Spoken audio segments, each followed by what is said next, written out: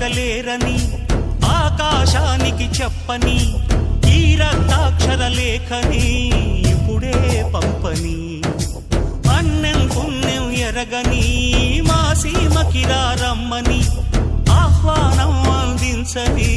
మెరిసే చూపుని తొలగింది ముప్పు అని నీలి మప్పు మనసారా నవ్వని చిరుజల్లు ముంపు మన ముంగిలంత ముత్యాలే చల్లని ఆశాసు గంధమై నేలంతా సంక్రాంతి గీతమే పాడేలా